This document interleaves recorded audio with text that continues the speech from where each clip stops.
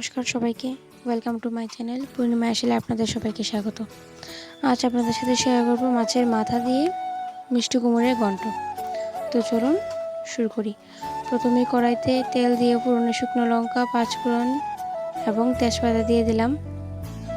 তারপর এগুলি একটু ভাজা ভাজা হয়ে গেলে পেঁয়াজ কুচি দিয়ে দেব। তারপর পেঁয়াজগুলি একটু বাদামি করে ভেজে নেব। তারপর দিয়ে দেব জিরে বাটা, শুকনো লঙ্কা বাটা এবং কাঁচা লঙ্কা বাটা। তারপর নুন হলুদ দিয়ে ভালো করে একটু কষে নেব।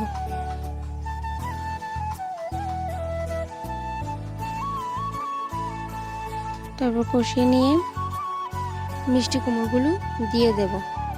তারপর মিষ্টি কুমড়োগুলো দিয়ে একটু নাড়িয়ে নিয়ে চাপা দিয়ে দেব।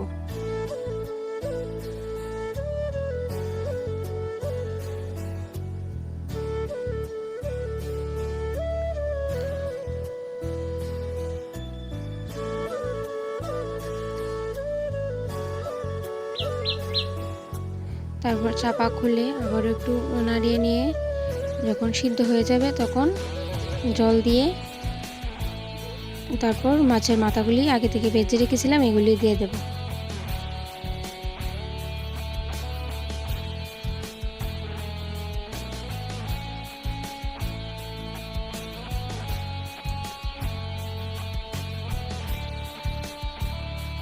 মাছের মাথাগুলি দিয়ে একটু নাড়িয়ে নিয়ে আবারও একটু চাপা দিয়ে দেব।